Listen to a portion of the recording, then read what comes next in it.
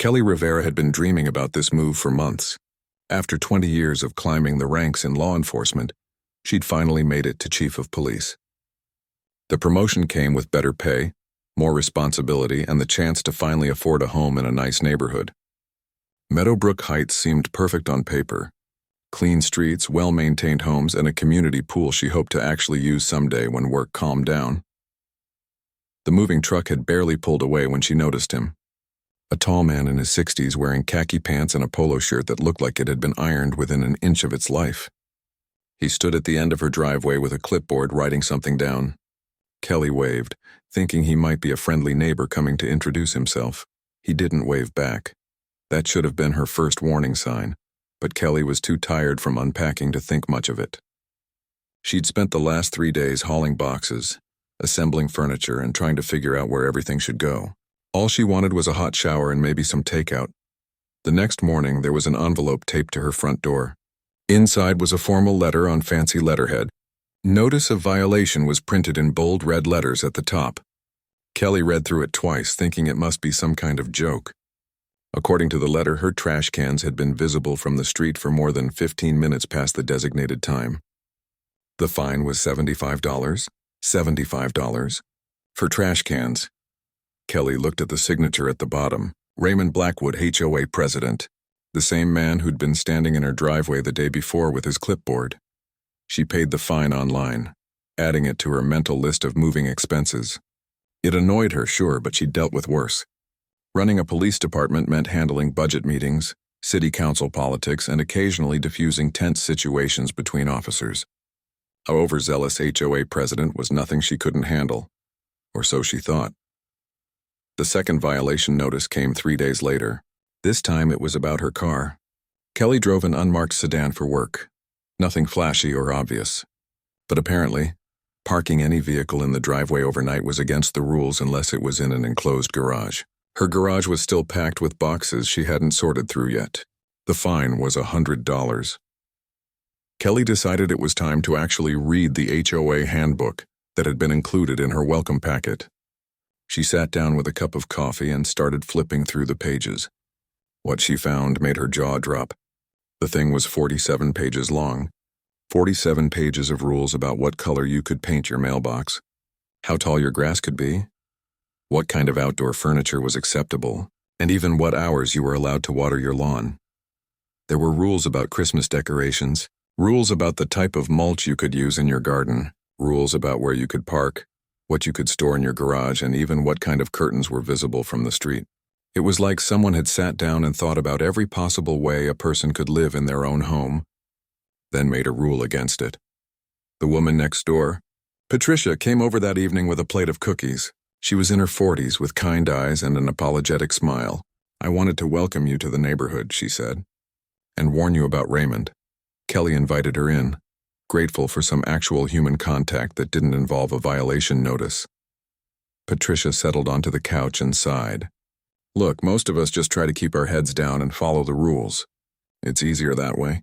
But Raymond, he takes this HOA thing way too seriously. It's like he thinks he's running a military base instead of a neighborhood." "I'm getting that impression," Kelly said, thinking about her 2 fines in less than a week.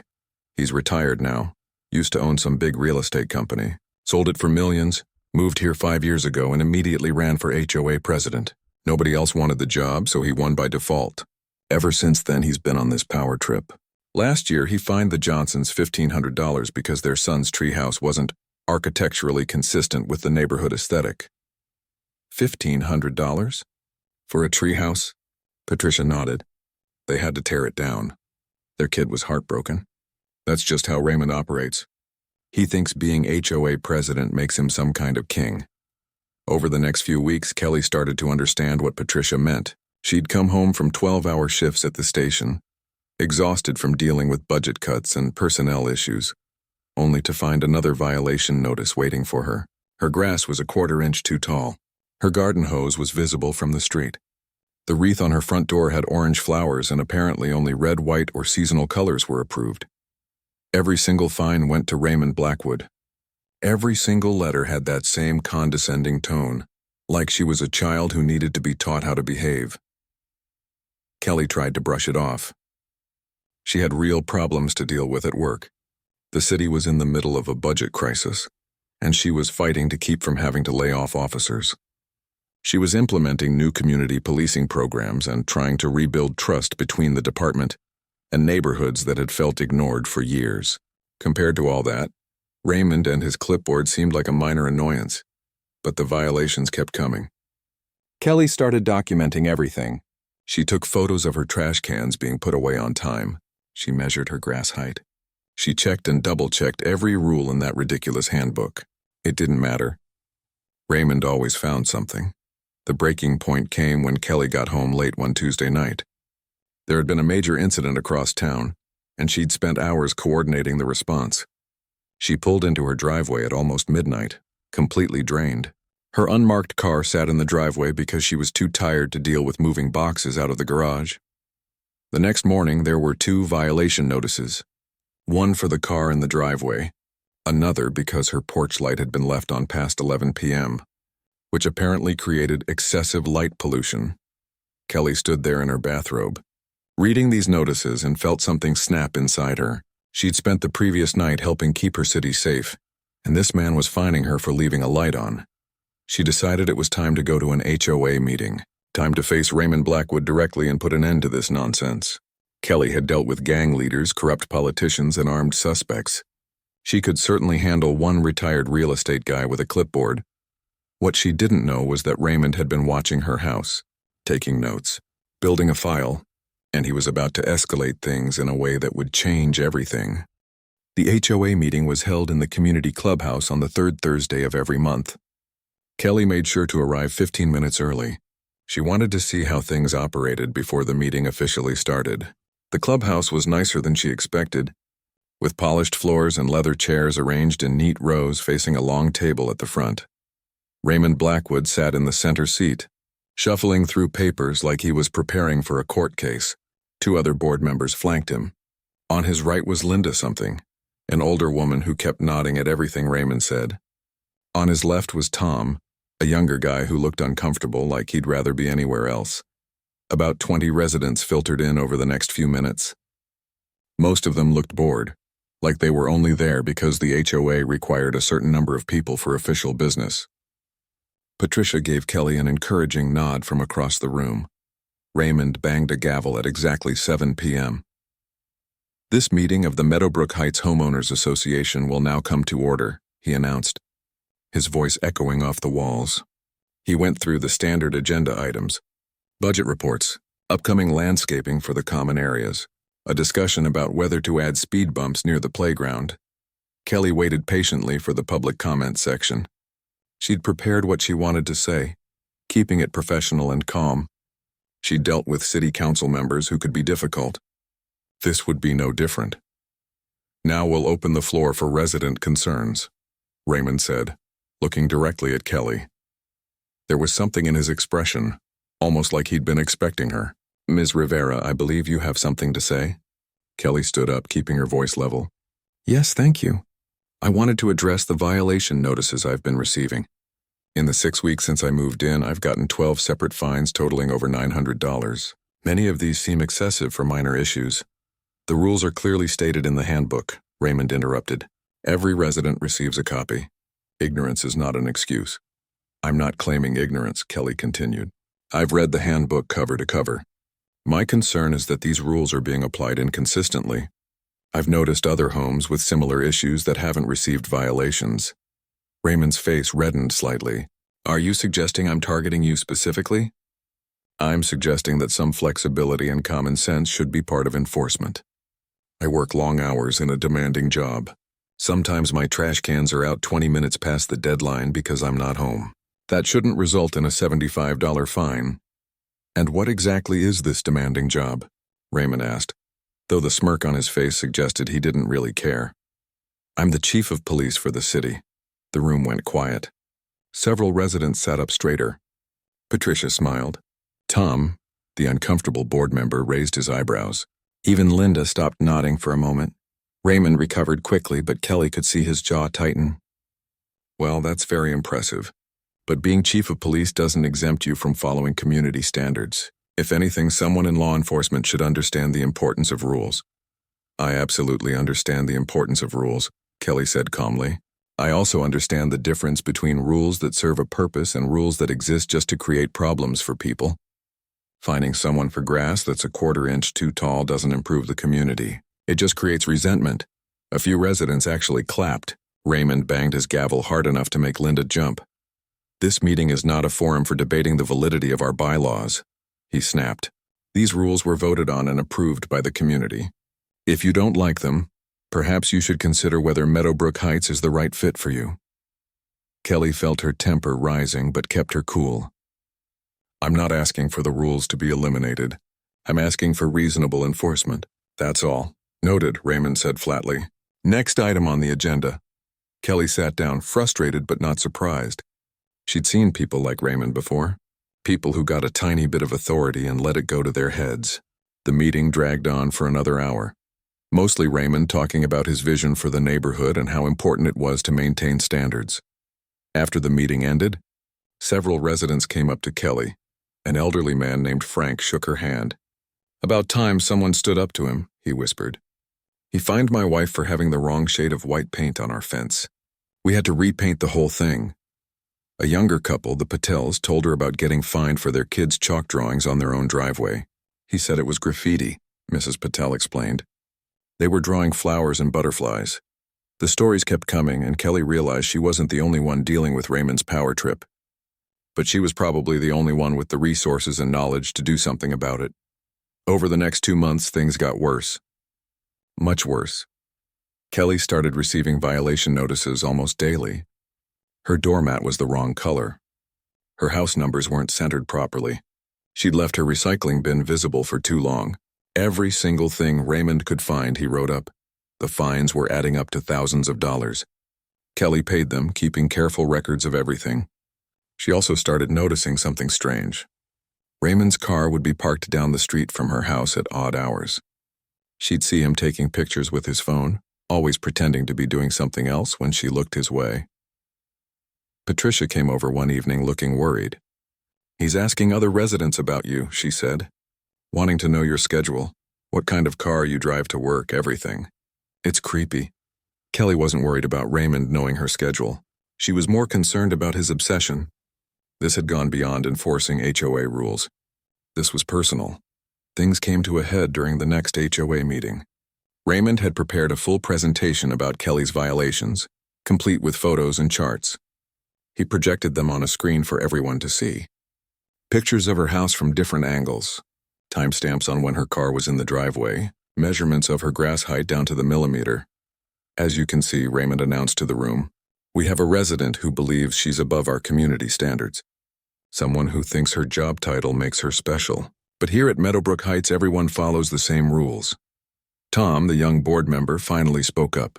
Raymond, don't you think this is a bit much? These are really minor things. Minor? Raymond's voice rose. Standards are standards.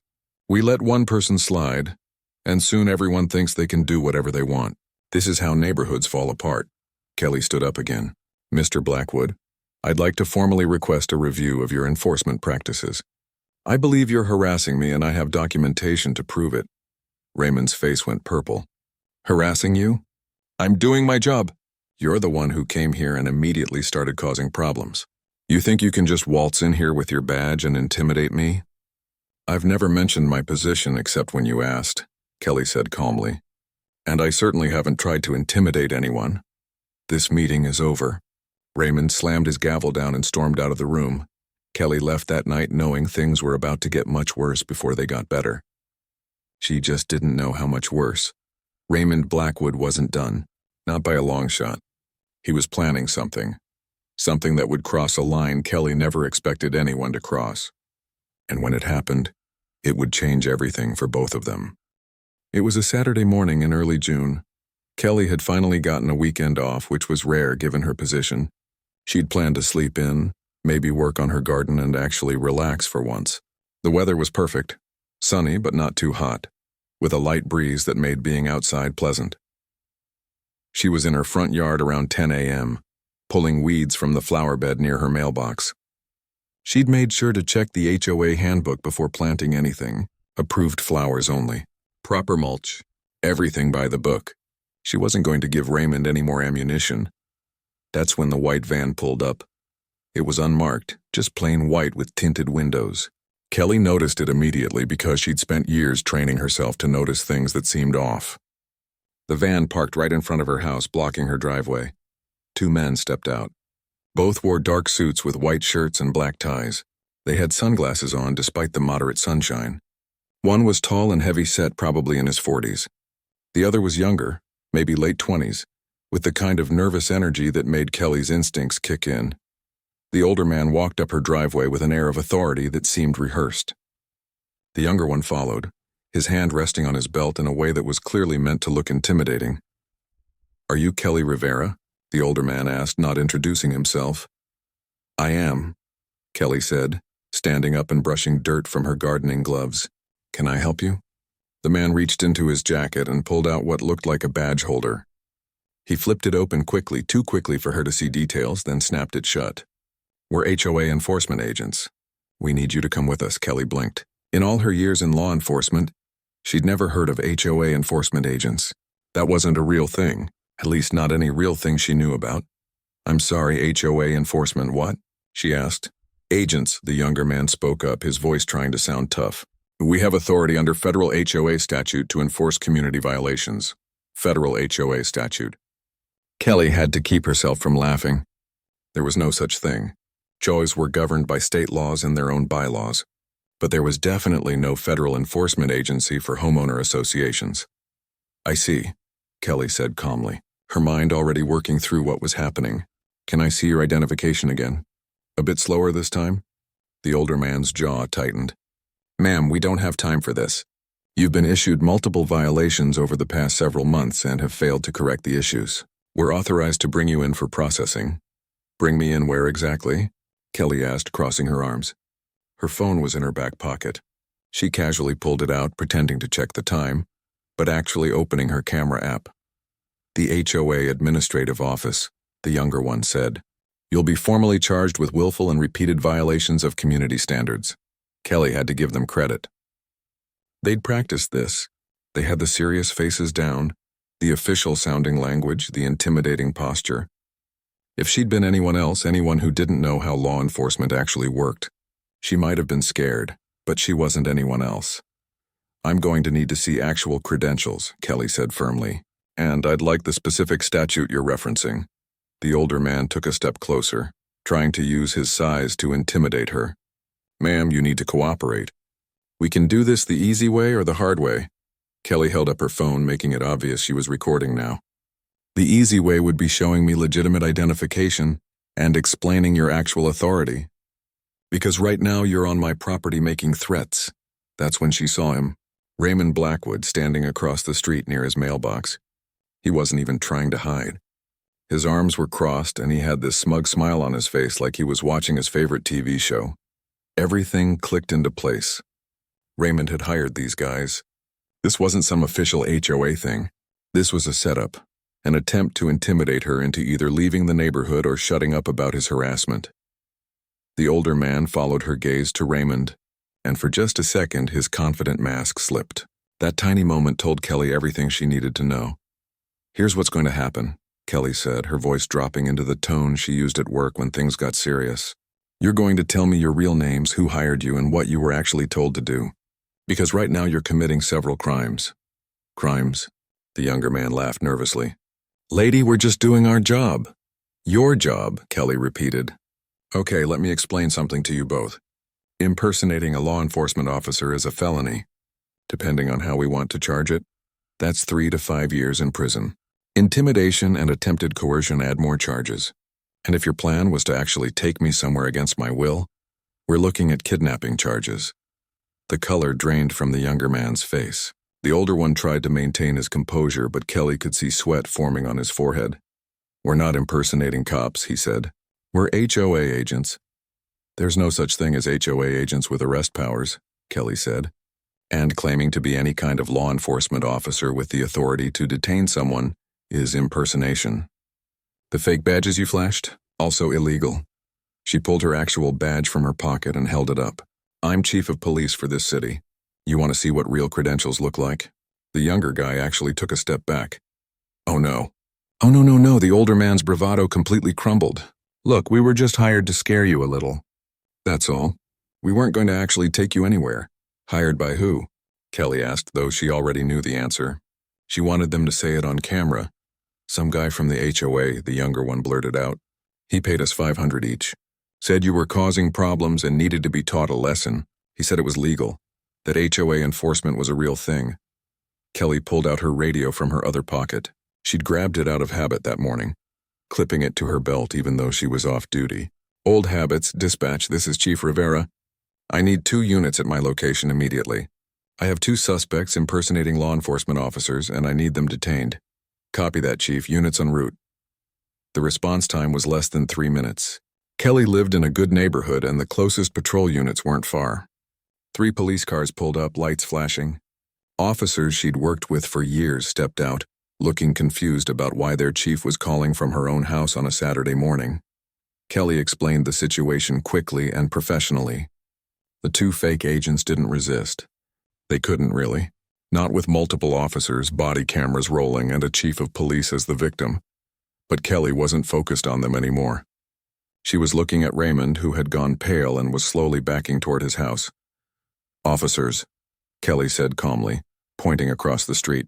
That man there, Raymond Blackwood, is the one who hired these 2. I need you to detain him as well. Raymond tried to make it to his front door, but he wasn't fast enough. 2 officers were already crossing the street. He started sputtering protests, claiming he didn't know what she was talking about, that this was all a misunderstanding. The younger fake agent, apparently deciding cooperation was his best option, spoke up immediately. He hired us. I've got the texts and everything. He specifically said to make it look official and scare her into leaving the neighborhood. Kelly walked across the street, her badge still in her hand. Raymond was being handcuffed on his own front lawn, and she could see neighbors starting to come out of their houses, phones in hand, recording everything. She stood in front of Raymond as the officer read him his rights. His face had gone from smug to terrified in less than 10 minutes. Mr. Blackwood, Kelly said quietly, you have the right to remain silent. I strongly suggest you use it. The police station was busier than usual for a Saturday. Kelly had 3 suspects in custody, and the paperwork alone was going to take hours. She'd called in her deputy chief, Carlos Mendez, to help coordinate everything. This wasn't just about her anymore. This was about making sure everything was done by the book so no defense attorney could claim misconduct. Raymond Blackwood sat in interview room 1, his expensive polo shirt wrinkled and his perfect hair messed up from the ride in the patrol car. The 2 fake agents were in separate rooms and they were both singing like canaries. The older one, whose real name was Derek Thompson, had already provided his phone with all the text messages between him and Raymond. The younger one, Blake Peters, had given a full written statement within an hour of being brought in. Kelly watched through the one-way glass as Carlos interviewed Raymond. She'd recused herself from directly questioning him to avoid any appearance of a conflict of interest. Carlos was good at his job, calm and methodical. Mr. Blackwood, Carlos said, sliding a folder across the table. We've got text messages, bank transfers, and 2 witnesses who are both willing to testify that you hired them to impersonate law enforcement officers and intimidate Chief Rivera. You want to tell me your side of the story? Raymond's lawyer, a nervous-looking man named Gary who'd been rushed over from his Saturday golf game, leaned over to whisper something. Raymond shook his head stubbornly. This is ridiculous, Raymond said. I hired security consultants. That's not illegal. They were supposed to talk to her about HOA violations. That's all. Carlos opened the folder and pulled out printed screenshots. These text messages say otherwise. Here's one from you. Make it look official. Scare her enough that she understands I'm serious. Another one. She needs to know that her badge doesn't make her special here. You want me to keep reading? Raymond's face went red. Those messages are being taken out of context. Really? What context makes scare her sound legal? Carlos asked. You paid these men $500 each to dress up like law enforcement, flash fake badges, and threaten to arrest a citizen. That's not security consulting. That's conspiracy to commit multiple felonies, the lawyer whispered more urgently this time. Raymond's confidence was cracking. Meanwhile, in interview room 3, Blake Peters couldn't stop talking. The young officer taking his statement had to keep reminding him to slow down. Blake was in his mid-20s, and it was clear this was the worst situation he'd ever been in. "I swear I thought it was legal," Blake said for the 10th time. "Derek told me he'd done this kind of thing before. He said HOA enforcement was a real job and that we just had to scare her a little. I needed the money. I've got student loans and my car just broke down and $500 seemed like easy money." "Where did you get the badges?" the officer asked. Derek had them made. "Some website that does prop badges for movies and stuff. They looked real to me, but I don't know anything about actual police badges. I've never been in trouble before. I've never even gotten a speeding ticket. What were you supposed to do if she actually came with you?" Blake went pale. Derek said she would just fold once she saw we were serious. He said we'd take her to the clubhouse and Raymond would be there to formally document everything. Like an official hearing or something. But it was never supposed to go that far. Derek said people always cooperate once they think you're official. The officer made notes. "And you had no idea she was the chief of police?" "No. If I'd known that, I never would have taken the job." "Are you kidding me?" "I thought she was just some lady who wasn't following HOA rules." Derek said she was being difficult and needed to be put in her place. Blake put his head in his hands. "My mom is going to kill me. I still live with my mom." In interview room 2, Derek Thompson was being more calculating. He'd done this kind of thing before, though not quite like this. He'd worked as a bouncer, security guard, and what he called freelance enforcement. Kelly had already run his background and found 2 prior arrests for assault and 1 for impersonating a security officer. Those charges had been dropped or pleaded down, but they painted a picture.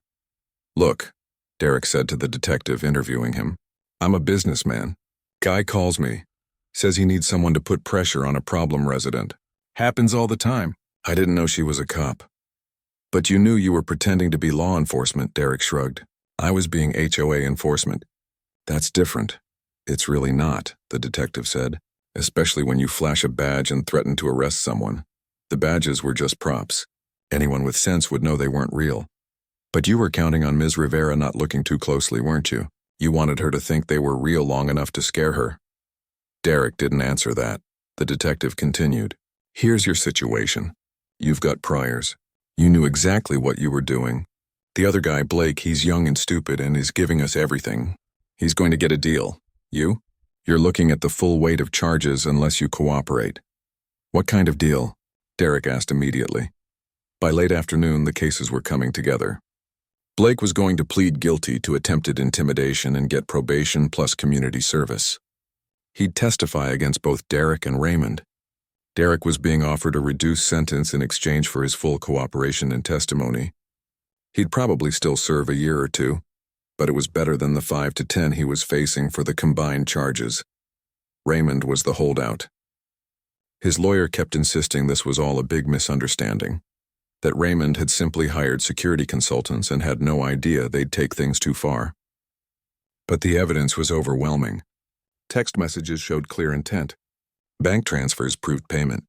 And 2 witnesses were willing to testify about what Raymond had explicitly told them to do. Kelly sat in her office reviewing everything. Carlos came in around 5 p.m. looking tired. "He's going to fight it," Carlos said, dropping into a chair. His lawyer thinks they can argue that he didn't specifically tell them to impersonate officers, just to be intimidating. They're going to claim the 2 guys went rogue. The text messages say otherwise, Kelly pointed out. "I know, but he's got money for a good defense attorney. This could drag out," Kelly nodded. She'd expected that. People like Raymond didn't go down easily, but something else was happening outside the police station. News trucks were starting to arrive. Somehow, word had gotten out that the chief of police had been targeted by her HOA president, and it was exactly the kind of story that media loved. Kelly's phone was blowing up with calls from reporters. She ignored them for now. She'd make a statement eventually, but right now she wanted to make sure everything was solid on their end. What Kelly didn't know yet was that this story was about to go viral. By Sunday morning, it would be on national news. By Monday, she'd be getting calls from other cities dealing with HOA issues. And by the end of the week, state legislators would be drafting new laws about HOA oversight and abuse of power. But that night, sitting in her office with Carlos, Kelly was just focused on one thing: making sure Raymond Blackwood faced consequences for what he'd done. Not just to her, but to everyone in Meadowbrook Heights who'd been bullied and intimidated by his power trip. He's going to be charged first thing Monday morning, Carlos said. Conspiracy to commit kidnapping, intimidation, impersonating an officer by proxy. The DA is taking this seriously. Kelly leaned back in her chair. Good. He needs to understand that being HOA president doesn't make you above the law. Across town, Raymond sat in his house, released on bail but wearing an ankle monitor. He stared at his phone, watching his reputation crumble in real time as neighbors posted about what had happened. The same community he'd ruled over with an iron fist was now turning against him, and he was just beginning to realize how badly he'd miscalculated. The trial lasted 3 weeks, but it felt like 3 months. Every day the courtroom was packed with residents from Meadowbrook Heights and reporters from local and national media outlets. The story had captured attention across the country. All horror stories were nothing new, but this one had everything: abuse of power, fake law enforcement, and a dramatic reversal when the victim turned out to be the chief of police. Raymond had hired an expensive defense team. They argued that he'd simply been trying to enforce legitimate community rules and had been let down by contractors who exceeded their authority. They painted him as a dedicated community leader who'd been trying to protect property values and maintain standards. The prosecution painted a very different picture. Blake Peters testified first. Nervous but honest, he described exactly how Raymond had contacted Derek, what instructions were given, and how they'd practiced their routine before showing up at Kelly's house. Under cross-examination, the defense tried to make him seem unreliable, but his story never changed. He'd been stupid and desperate for money, but he wasn't a liar. Derek Thompson was more problematic. He tried to minimize his role and shift blame, but the text messages were damning. Every time the defense tried to suggest he'd acted on his own, the prosecution would bring up another message showing Raymond's explicit instructions. Then came the residents. One by one, people from Meadowbrook Heights took the stand to describe Raymond's pattern of harassment and abuse.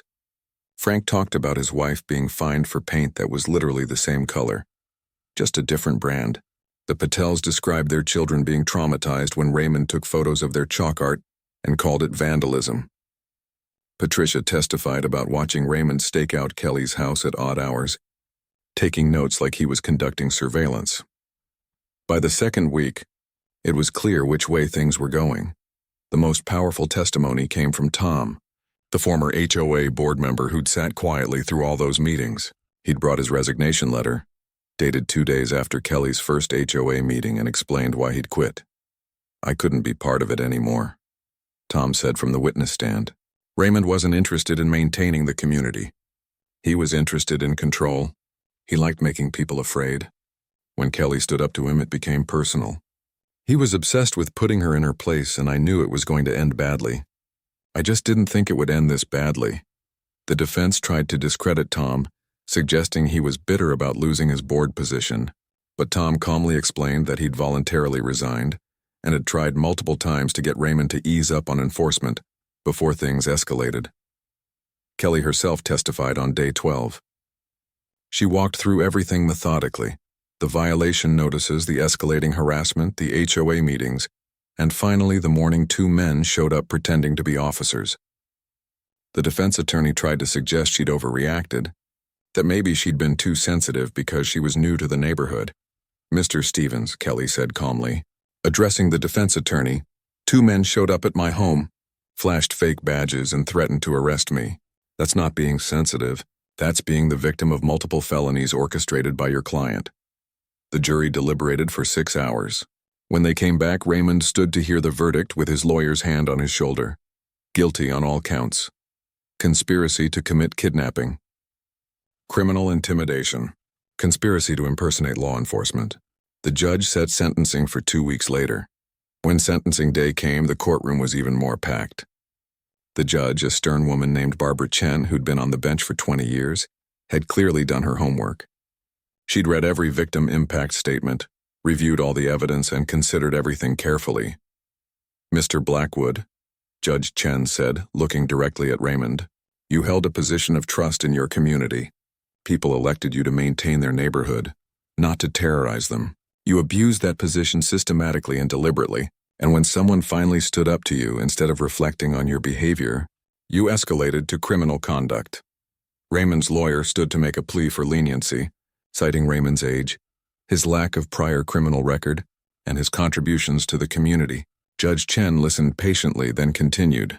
The court acknowledges that Mr. Blackwood has no prior criminal history. However, the severity and premeditation of these crimes cannot be overlooked. This was not a moment of poor judgment. This was a calculated attempt to intimidate and silence someone who dared to question your authority. She sentenced Raymond to 2 years in prison, followed by 3 years of probation. She also issued a permanent restraining order preventing him from serving on any HOA board or community association for the rest of his life. Raymond's face crumbled. His expensive lawyers had told him he might get probation. 2 years in actual prison hadn't been part of his plan, but the consequences didn't stop there. The HOA immediately held emergency elections. Linda, who'd nodded along with Raymond for years, quietly resigned and moved to another state to live with her daughter. Tom was asked to come back to the board but declined. Instead, Patricia stepped up and was elected president by a landslide. Her first act was to review every single violation notice issued during Raymond's tenure. She set up a committee of residents to reform the HOA bylaws, stripping out the most ridiculous rules and adding protections against harassment.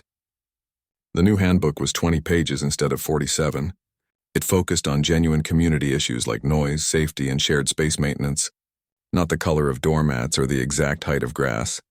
Patricia also issued formal apologies to everyone who'd been excessively fined under Raymond's regime. Some fines were refunded, others were forgiven entirely. The clubhouse held a community meeting where people could share their experiences and help shape the new direction of the HOA. Meanwhile, Kelly's story had sparked a much bigger conversation. State legislators took notice. They'd been getting complaints about abusive HOAs for years, but nothing had ever reached critical mass until this case. Now they had a clear example of how bad things could get. Within 6 months, new legislation was introduced. It required HOA boards to undergo training in fair enforcement practices. It created an oversight committee for investigating complaints of harassment. It limited the types and amounts of fines that could be issued. And it established clear legal protections for homeowners who were being targeted unfairly. The law was nicknamed Kelly's Law by the media, though Kelly herself had tried to discourage that. She didn't want this to be about her. She wanted it to be about protecting people who didn't have the resources or knowledge to fight back against abuse. Kelly stayed in Meadowbrook Heights. She'd considered moving, but that felt like letting Raymond win even from prison. Instead, she became active in the community in positive ways. She organized a neighborhood watch that actually watched out for real problems, not petty violations. She helped coach youth basketball at the community center. She even used the pool finally on those rare weekends when work allowed. The neighborhood transformed. Without Raymond's oppressive enforcement, people started actually enjoying where they lived. Kids played outside more. Neighbors talked to each other instead of reporting each other. The community went from feeling like a prison camp to feeling like an actual community. Patricia proved to be an excellent HOA president. She was fair, reasonable, and focused on bringing people together rather than driving them apart. She and Kelly became good friends, often having coffee on Sunday mornings and laughing about how far they'd all come. 2 years later, Raymond was released from prison. He moved immediately, leaving the state entirely.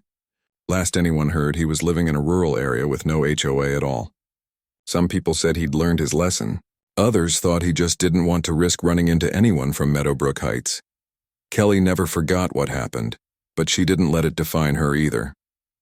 She continued her work as chief of police, implementing community programs and building trust between law enforcement and the neighborhoods they served. The skills she'd learned dealing with Raymond's harassment actually made her better at her job. She understood what it felt like to be targeted by someone in authority, and she made sure her officers never abused their positions that way. Years later, when people asked her about that crazy time when her HOA president tried to have her fake arrested, Kelly would smile and say it taught her an important lesson. Power without accountability corrupts, no matter how small that power is. Whether you're running a city police department or a homeowners association, you have to remember you're there to serve people, not control them. And the best part? Her grass could now be a 1/4 inch too tall without anyone caring at all.